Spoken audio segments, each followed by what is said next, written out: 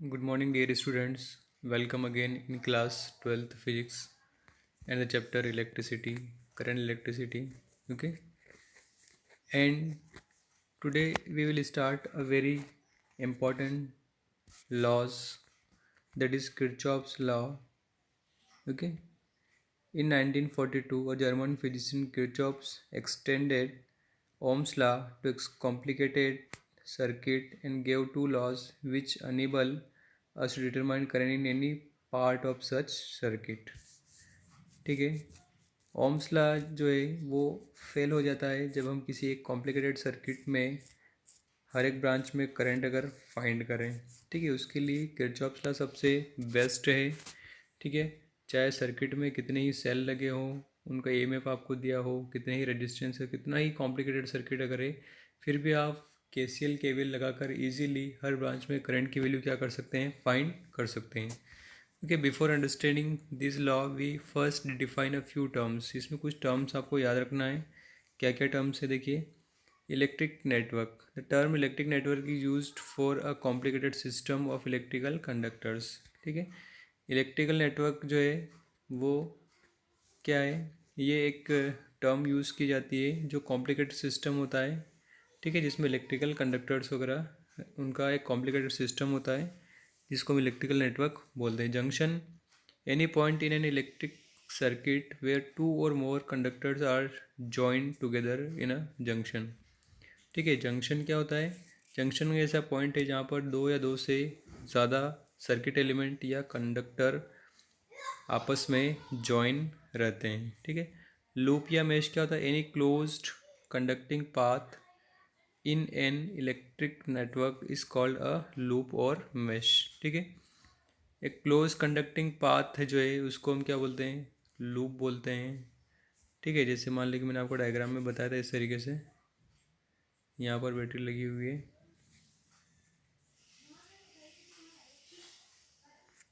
ये इस तरीके से, तो ये एक लूप हो गया, एक लूप ये हो गया।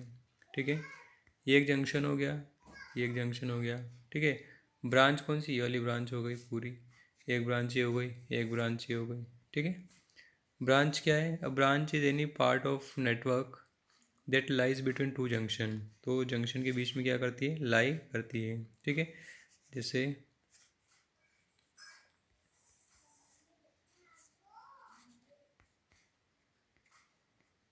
एक जंक्शन यहाँ पर, एक जंक्शन यहाँ पर है। ठीक है, तो इन दोनों जंक्शन के बीच में ये वाली पूरी ब्रांच लाई कर रही है, इन दोनों जंक्शन के बीच में ये ब्रांच, और इन दोनों जंक्शन के बीच में ये ब्रांच। ठीक है, now what is the statement of Kirchhoff's law, write down. In an electric circuit, the algebraic sum of current at any junction is zero. ठीक है, और sum of currents entering a junction is equal to the sum of living current leaving that junction, या summation of I equal to zero। एक junction पर जितने भी currents किसी electrical circuit में आ रहे हैं उन सब का अलजेब्रिक सम अगर हम करें तो वो कितना होता है, जीरो होता है। ठीक है, या हम ये बोल सकते हैं कि जो जंक्शन पर करंट एंटर हो रहा है वो बराबर होगा किसके, सारे करंट्स जो जंक्शन से बाहर जा रहे हैं। ठीक है, या summation of I equal to zero. ठीक है, नाउ कुछ साइन कन्वेंशन आपको याद रखना है। Currents flowing towards the junction are positive, इसमें ये दिया हुआ है बुक में, लेकिन मैं जो मानता हूँ वो बोलता हूँ कि जो एंट्रिंग करंट है, एंट्रिंग करंट, एंट्रिंग करंट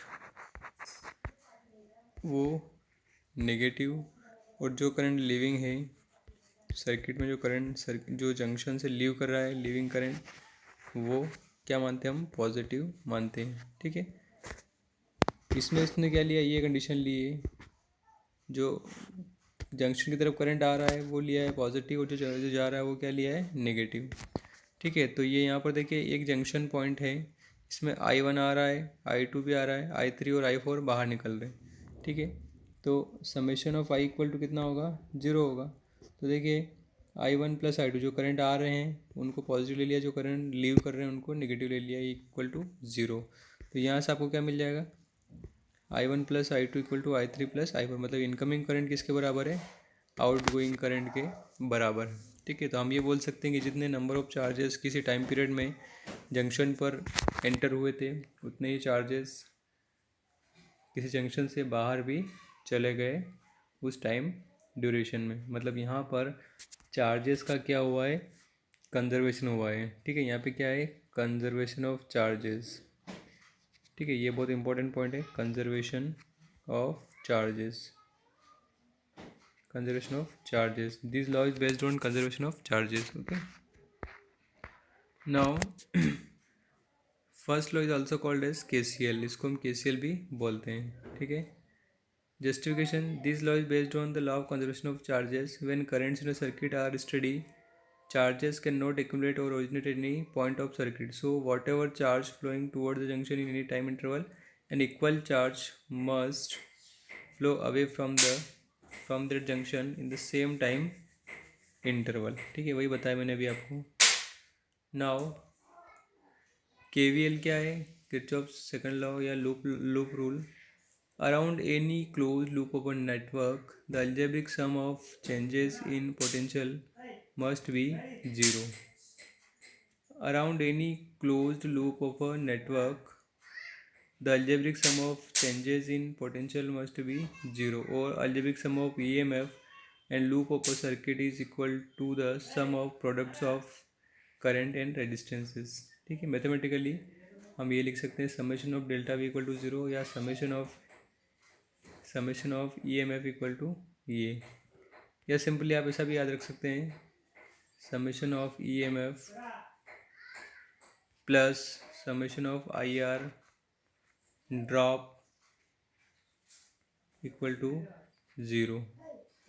ठीक है, इस तरीके से we take any direction as direction of transversal. कोई भी डायरेक्शन आप ले सकते हैं लूप में, या तो आप क्लॉकवाइज चले या एंटी क्लॉकवाइज चले। ठीक है, the EMF of cell is taken as positive if the direction of traverse is from negative to positive terminal. ठीक है, जब आप नेगेटिव से पॉजिटिव में आ रहे हैं तो आपको पॉजिटिव लेना है, जब आप पॉजिटिव से नेगेटिव आ रहे हैं तो आपको EMF नेगेटिव लेना है। ठीक है, ये कुछ एजम्पशन आपको याद रखना है इसमें।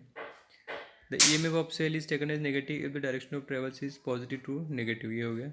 The current resistance product is taken as positive if the resistance is traverse in the same direction of the assumed circuit.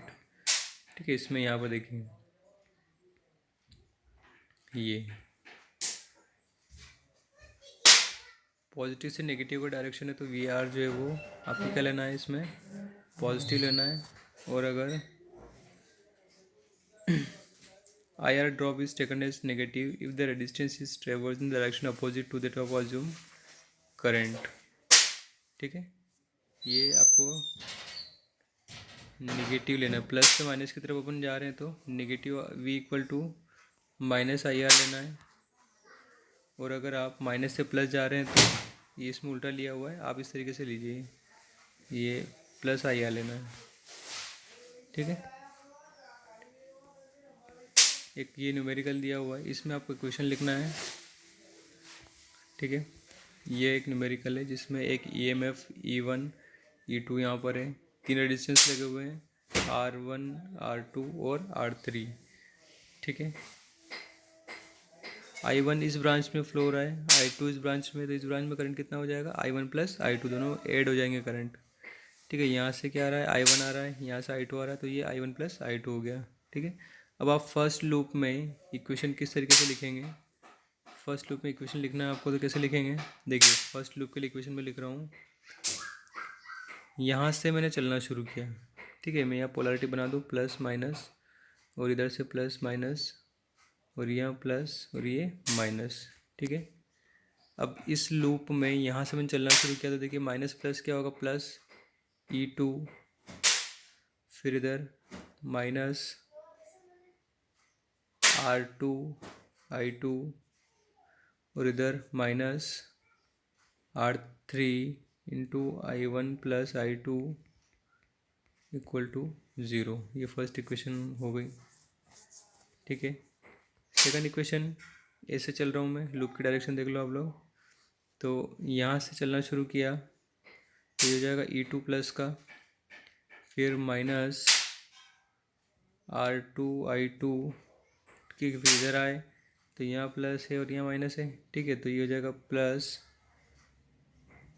R1I1 और माइनस E1 इक्वल टू 0, ठीक है। अब जो भी आपको E1 E2 दिया हो, R1 R2 दिया हो, आप इन इक्वेशन को सॉल्व करके I1 और I2 फाइंड कर सकते हैं, ठीक है। ये इक्वेशन बनेगी आपकी फाइनली, एक इक्वेशन तो ये बनेगी, ठीक है। एक इक्वेशन ये बनेगी आपकी और एक इक्वेशन जो है वो ये बनेगी। इनको सॉल्व करके आप I1 I2 फाइंड कर सकते हैं। जस्टिफिकेशन क्या है? This law is based on the law of conservation of energy as the electrostatic force is a conservative force, so work done by it along any closed path must be 0, ठीक है। ये आपको याद रखना, it is based on the conservation of energy, ठीक है। आपको मतलब इलेक्ट्रोस्टैटिक फोर्स जो है वो क्या है? कंजर्वेटिव है, ठीक है। तो वर्क डन किसी भी कंजर्वेटिव फोर्स का क्या होता है? 0 होता है क्लोज पाथ के अंदर, okay. So this is all about the KCL and KVL। आप पढ़िए इसको अच्छे से, समझिए।